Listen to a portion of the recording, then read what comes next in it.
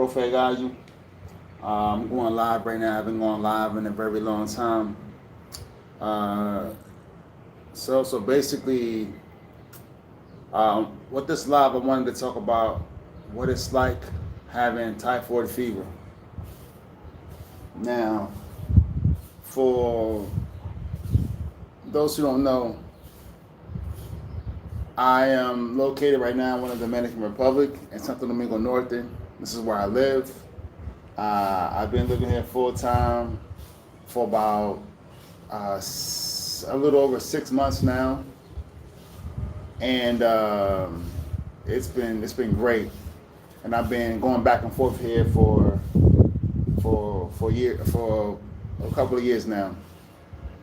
So typhoid fever.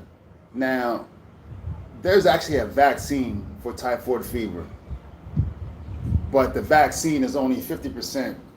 As I was told by my doctor, it's only works 50% of the time. So basically, you have a 50% chance of still getting typhoid. So when I first had the vaccine, I had the vaccine back in 2007, and it was 2008 when I actually got typhoid fever for the first time.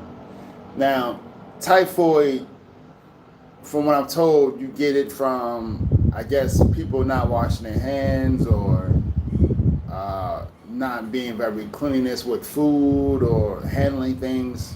However, whatever the case is, I got it. So when I first noticed it back in 2008 when I got it, is I had a fever for more than a few days, and I had like stomach issues. I had like intermittent diarrhea, where I had diarrhea this day, and the next day I didn't, and the next day I did. So when I called my doctor, I was telling him, hey, these are the symptoms I'm having, and immediately he was like, yo, you got typhoid. And he was like, yeah, so basically I'm gonna send you to the pharmacy to get some medicine and just relax, and it'll go away soon.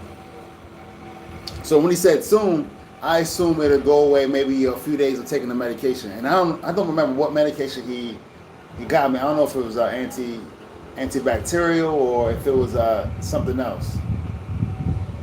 But and this was probably me of having these symptoms of probably maybe 3 days. So in the end, I had a fever for about 3 weeks. And I did not even know that it was possible to get a sickness, like that, and have a fever for 3 weeks. And it got to the point where after 2 weeks of like a fever, and as soon as the stomach issue started to die down a bit, I just went on about my regular day, working and everything, but with a fever. Because hell, at some point you get used to having a fever. So now and so basically it took 3 weeks for me to get over that typhoid. So then let's go back. Now let's go to the present, in 2022, having typhoid, and I feel like it's deja vu. And I guess right now with me having vertigo, it's I guess the vertigo and the fever has some sort of relation, and it makes me, I guess, a little more off balance.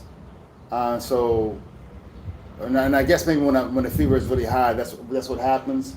But I'm feeling better now, for the most part, and it's been about 2 weeks or so. But yeah, typhoid is no joke. So I don't know what countries required a typhoid vaccine, or where they're recommended to have a typhoid vaccine. I know when I was living in Peru, the U.S. Recommended a typhoid fever vaccine, and that's why I got the vaccine. But hey, out of all that stuff, malaria and what they call it, dengue and chikungunya and all those mosquito viruses can be really really terrible to have. But typhoid is one of those other ones that it's not mosquito related, but it's definitely not something that you really want to get, you know. So, and I'm told that it's contagious too. So, just wanted to share my experience with typhoid fever, um, and that's it. Peace.